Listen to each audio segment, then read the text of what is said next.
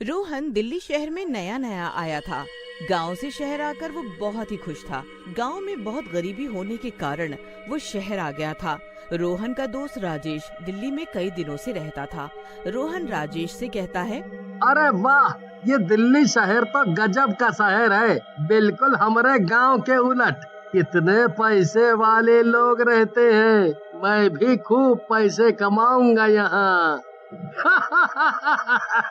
कमा लेना रोहन भैया, हम सब यहाँ पैसे ही तो कमाने आए हैं। तुम कल से ही कोई नौकरी ढूंढने लग जाओ। फिर राजेश के कहने पर रोहन नौकरी ढूंढने लगता है, लेकिन काफी दिनों तक उसे कोई नौकरी नहीं मिलती। इस बात पर रोहन दुखी हो जाता है। राजेश भैया, यहाँ तो मुझे कोई नौकरी ही नहीं मिल रही है। लगता है मेरी किस्मत ही खराब है। अब तो मेरे पास गांव से लाए हुए पैसे भी खत्म होने को हैं। लगता है फिर से गांव जाना पड़ेगा, वो भी खाली हाथ। अरे तुम उदास मत हो, मैं तो कहता हूँ तुम कोई अपना बिजनेस ही कर लो। मेरे पास कुछ पैसे हैं, वो ले लेना।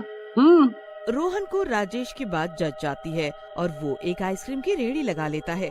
कुछ दिनों बाद उसका काम भी चल जाता है। रोहन बहुत खुश होता है, लेकिन एक दिन एक बूढ़ी औरत उसके पास आती है। बच्चा, बहुत दिनों से भूखी हूँ, कुछ खाने को दे दो, नहीं तो मैं भूख से मर ही जाऊंगी। रोहन दया के कारण एक आइसक्रीम निकाल कर दे देता है। बुढ़िया आइसक्रीम लेकर वहाँ से चली जाती है और थोड़ी दूर जाने पर वो एक चुड़ैल में बदल जाती है।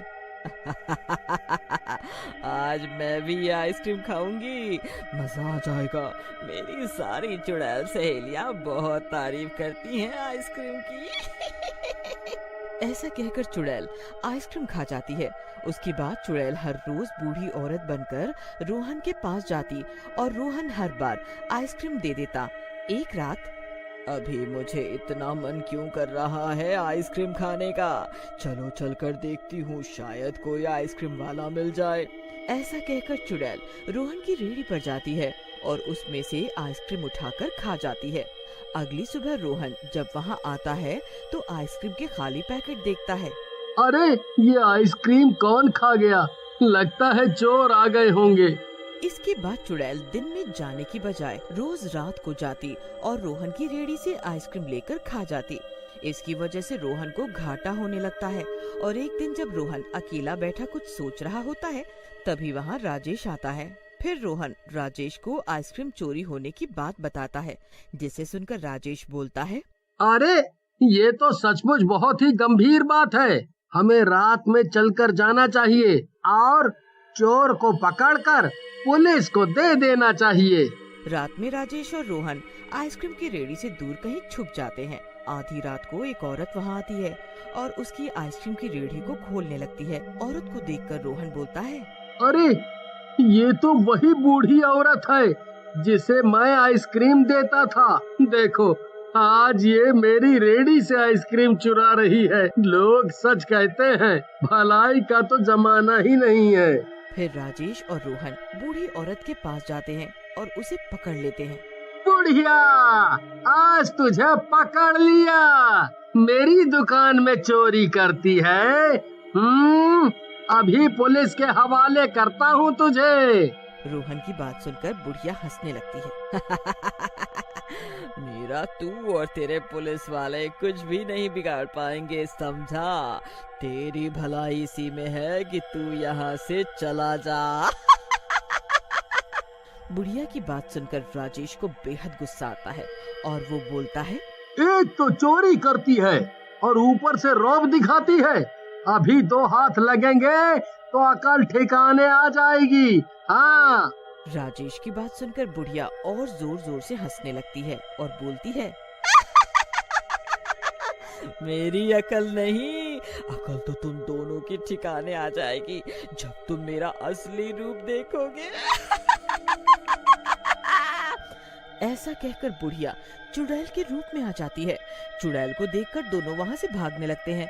राजेश रोहन को बोलता है, अबे रोहन के बच्चे, तुझे ये चुड़ैल ही मिली थी पंगे के लिए।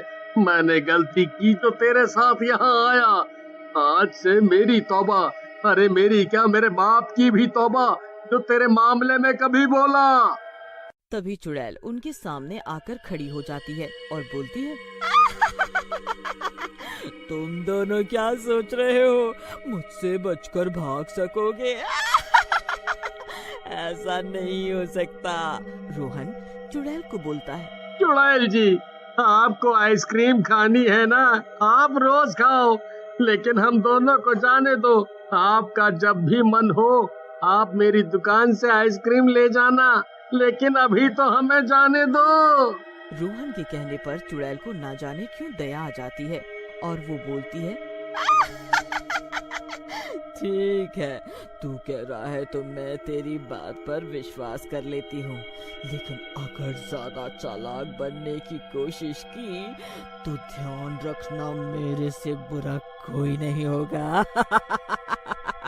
ऐसा कहकर चुड़ैल वहाँ से चली जाती है और आगे फिर से वही कहानी शुरू हो जाती है। एक दिन रोहन अपनी रेड़ी के पास बैठा होता है, तभी वहाँ एक साधु आते हैं और रोहन से बोलते हैं, बेटा, मुझे बहुत भूख लगी है और गला भी सूख रहा है, कुछ खाने के लिए दे दे, भगवान तेरी मदद करेगा। बाबा, आपको खाना है, आप ये आइसक्रीम खा लो, क्योंकि मेरे पास और कुछ भी नहीं है, और रही मदद की बात, मेरी मदद कोई भी नहीं कर सकता। ऐसा कहकर रोहन आइसक्रीम साधु बाबा को दे देता है। साधु बाबा आइसक्रीम खाने लगते हैं और बोलते हैं, वाह बेटा वाह, भगवान तेरा भला करेगा, तूने भूखे को खाने को दिया है, तेरी लंबी उम्र हो। बाबा बस करो, नहीं तो लोगों का भगवान से विश्वास उठ जाएगा। क्या हुआ बेटा, ऐसी कैसी परेशानी है जो तुम बता भी नहीं पा रहे हो? मुझे बताओ, मैं शायद तुम्हारी कुछ मदद कर पाऊँ। बाबा के जोर देने पर रोहन उन्हें सारी बात बता देता है, जिसे सुनकर बाबा मुस्कुराने लगते हैं और बोलते हैं, बेटा, ये पवित्र जल है, अब जैसे ही चुड़ैल ये पानी पिएगी वो बेहोश हो जाएगी और तुम उसे लेकर मेरी कुटिया पर चले आना, वहीं इसका इलाज करेंगे हम। भगवान तुम्हारी रक्षा करें। ऐसा कहकर बाबा वहाँ से चले जाते हैं। उधर चुड़ैल रोहन के पास आती है और बोलती है, क्या हुआ मेरे जिगर के छल्ले, क्यों इतना उदास है तू? मैंने तो तेरी जान भी बख्श दी है। चल चल, अब जल्दी से मुझे आइसक्रीम खिला। रोहन चुड़ैल को आइसक्रीम निकाल कर देता है और बोलता है, चुड़ैल जी, मैं कुछ नई तरह की आइसक्रीम लाया हूँ, पता नहीं आपको पसंद आएगी या नहीं, इसीलिए मैं घबरा रहा हूँ। नई आइसक्रीम, वाह वाह, मजा आ जाएगा, इतनी गर्मी में ठंडी ठंडी नई आइसक्रीम। फिर चुड़ैल चटखारे लेकर आइसक्रीम खाने लगती है। तभी राजेश भी वहाँ आ जाता है, लेकिन तब तक पवित्र जल ने अपना काम कर दिया होता है। चुड़ैल बेहोश होने लगती है। तुम दोनों ने इसमें क्या मिलाया है? अगर मुझे कुछ हुआ तो मैं तुम्हें कच्चा निगल जाऊंगी, समझे? ऐसा कहकर चुड़ैल बेहोश हो जाती है। रोहन और राजेश चुड़ैल को उठाते हैं और बाबा की कुटिया में ले जाते हैं। फिर बाबा के कहने पर रोहन और राजेश चुड़ैल को एक पेड़ से बांध देते हैं। तभी चुड़ैल को होश आ जाता है और अपने आप को बंधा देख चुड़ैल बोलती है, तुम दोनों की इतनी हिम्मत कि मुझे बांधो, जल्दी से मुझे खोल दो, नहीं तो मैं आज तुम दोनों को पूरा खोल डालूंगी, समझे? इतनी भी क्या जल्दी है चुड़ैल चाची, अभी तो तुम्हें इन बच्चों की कुछ सेवा भी करनी है। ऐसा कहकर बाबा मंत्र पढ़ने लगते हैं। मंत्रों की शक्ति से चुड़ैल एक बौनी औरत के रूप में बदल जाती है। आज से तू रोहन की दुकान पर काम करेगी और आइसक्रीम डिलीवरी करेगी। नहीं नहीं बाबा, ऐसा मत करो, इसे जाने दो। तुम चिंता मत करो बेटा, शिव भगवान की कृपा से जैसे ही इसकी सजा पूरी हो जाएगी, ये यहाँ से चली जाएगी। ऐसा कहकर बाबा वहाँ से गायब हो जाता है और चुड़ैल रोहन की दुकान पर आइसक्रीम डिलीवरी का काम करने लगती है। एक बार सीतापुर गांव में 4 लोग बैठकर बातें कर रहे होते हैं। तभी वहाँ से एक जामुन वाला गुजरता है। वो अजीब सी आवाजें निकाल रहा होता है। काले काले जामुन खाओ, चुड़ैल भगाओ, जामुन खाओ, चुड़ैल भगाओ। अरे पुत्तन, मैं वही सुन रहा हूँ जो तुम सुन रहे हो। आए, वो जामुन वाला कैसी आवाजें लगा रहा है? जामुन खाओ, चुड़ैल भगाओ। रोहित की बात सुनकर रोहित के तीनों दोस्त पुत्तन, सुरेश और छुट्टन बोलते हैं। हाँ रोहित, मैं भी यही सुन रहा हूँ, लेकिन ये ऐसी आवाजें क्यों लगा रहा है? तुम तीनों भी ना डरते बहुत हो। रुको, अभी बुला कर पूछ लेते हैं। ऐसा कहकर पुत्तन जामुन वाले को बुलाता है। अरे ओ जामुन वाला, यहाँ आ तो जरा। है, ई का बोले जा रहा है? जामुन खाओ, चुड़ैल भगाओ। पुत्तन की बात सुनकर जामुन वाला उन चारों के पास आता है और बोलता है। अरे ओ भैया, हमारा नाम जमुना प्रसाद है, तनिक प्यार से बोलो। है, और हम सच कह रहा हूँ, हमारे जामुन खाने से बड़ी चुड़ैल भाग जाती है। वाह भाई जमुना प्रसाद, तुम्हारी जामुन बेचने की कला से हम बहुत खुश हुए। चुड़ैल का तो पता नहीं है। फिर चारों दोस्त जामुन वाले से जामुन खरीद लेते हैं और अपने अपने घर चले जाते हैं और रात में जामुन खाकर सो जाते हैं। रात में चारों दोस्तों के सपने में चुड़ैलें आती हैं। अगली सुबह वो चारों फिर मिलते हैं। पुत्तन डरते हुए बोलता है। अरे भैया, कल मेरे साथ तो बहुत बुरा हुआ। न जाने कहां से चुड़ैल मेरे सपने में आई और मुझे मारने लगी। सही कह रहे हो पुत्तन, कल हम तीनों के सपने में भी चुड़ैलें आई थी। इसका मतलब हम तीनों को एक सा सपना आया था। कहीं कहीं ये वो जामुन खाने के कारण तो नहीं हुआ है? अरे तुम भी ना सुरेश, अरे कहीं जामुन खाने से चुड़ैल आती है? तुम कुछ भी सोच लेते हो। फिर वो तीनों कुछ देर बाद अपने अपने घर की ओर चल पड़ते हैं। पुत्तन अकेले अकेले जा रहा होता है। तभी उसे एक आवाज आती है। पुत्तन, ओ पुत्तन, मुझे भूख लगी है, मेरा पेट तो भर दे। पुत्तन ये आवाज सुनकर पीछे मुड़कर देखता है और देखता है कि पीछे एक चुड़ैल खड़ी है। पुत्तन घबरा जाता है और बोलता है। अरे मर गया रे, ये तो चुड़ैल है। ये कहां से पीछे पड़ गई? इससे पहले ये मुझे मार डाले, मुझे यहाँ से भाग लेना चाहिए। ऐसा कहकर पुत्तन जोर जोर से भागने लगता है और चुड़ैल भी उसके पीछे पीछे भागने लगती है। पुत्तन अपने घर में घुसकर घर का दरवाजा बंद कर लेता है। तभी उसकी पत्नी तुलसी वहाँ आ जाती है और बोलती है। अरे क्या हुआ? ऐसे क्यों घबरा रहे हो? किसी से लड़ाई हुई है क्या? डर क्यों रहे हो? तुलसी की बात सुनकर पुत्तन गुस्से में बोलता है। मैं जिंदगी में 2 बार घबराया था, जब तेरी वो मोटी माँ को देखा था और जब तेरी उस चुड़ैल बहन को देख।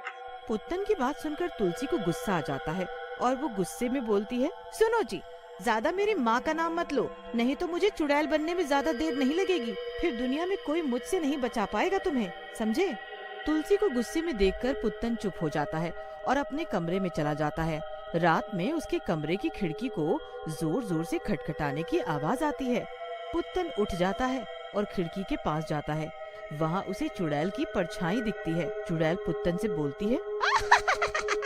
मेरे शिकंजे में आ जा, तुझे कम तड़ पाऊंगी मैं। ऐसा कहकर चुड़ैल वहाँ से चली जाती है। पुत्तन भी चुपचाप डरते हुए तुलसी के बगल में सो जाता है और अगली सुबह वो चारों दोस्त फिर से मिलते हैं। चारों के साथ बिल्कुल एक जैसा हादसा हो चुका होता है। वो चारों वहाँ बैठकर सोच रहे होते हैं। तभी वहाँ वही जामुन वाला आता है। जामुन वाले को देख चारों जामुन वाले के पास जाते हैं और जामुन वाले को पकड़ के गुस्से से बोलते हैं। अबे क्या खिला दिया हमें तूने? कब से खाया है? तब से ये चुड़ैलें हम तीनों के पीछे पड़ गई हैं। जल्दी बता, नहीं तो आज तेरे सारे दांत तोड़ देंगे। अरे साहब, हमारी क्या गलती है?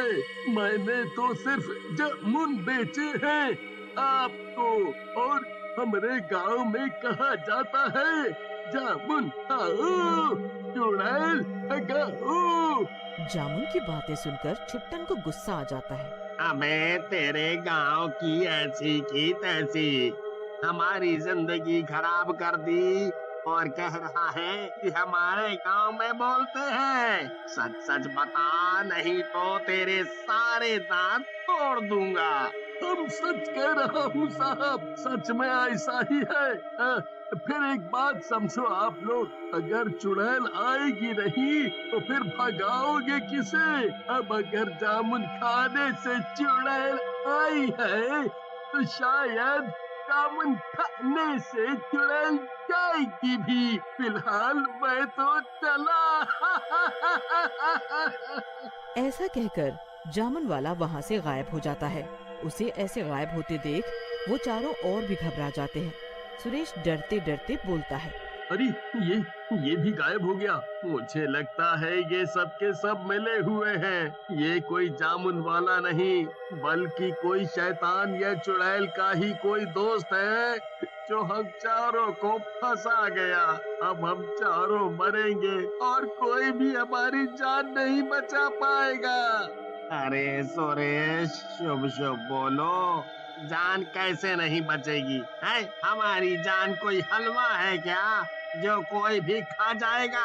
अरे होंगे ये सब चुड़ैल वगैरह, हम चारों कोई कम है क्या? छुट्टन की बात सुनकर बाकी तीनों में भी जोश आ जाता है और वो सबके सब फिर वहीं बैठकर चुड़ैलों से बचने का रास्ता ढूंढने लगते हैं। तभी रोहित कहता है, अरे दोस्तों, मैंने सुना है पास के गांव में साधु बाबा हैं, क्यों ना उनसे मदद ली जाए। मैं तो कहता हूँ हम चारों उनके पास चलते हैं और उनसे मदद मांगते हैं। रोहित की बात मानकर वो चारों एक साधु के पास चले जाते हैं और साधु को सारी बात बताते हैं, जिसे सुनकर साधु बोलते हैं, देखो बेटा, तुम तीनों की परेशानी समझ सकता हूँ, लेकिन उन चारों चुड़ैलों को मारने के लिए उस जामुन बेचने वाले भूत को तुम्हें पकड़ना होगा। वही उस चुड़ैल को मारने का रास्ता तुम्हें बता सकता है। अभी तुम जाओ यहाँ से, मेरी साधना का समय हो गया है। ऐसा कहकर साधु वहाँ से चले जाते हैं। लेकिन शायद उनकी किस्मत अच्छी होती है, उन्हें वही जामुन वाला भूत रास्ते में मिल जाता है। चारों मिलकर उसको पकड़ लेते हैं। छुट्टन भूत को बोलता है, अरे भूत भाई, हम चारों को माफ कर दो।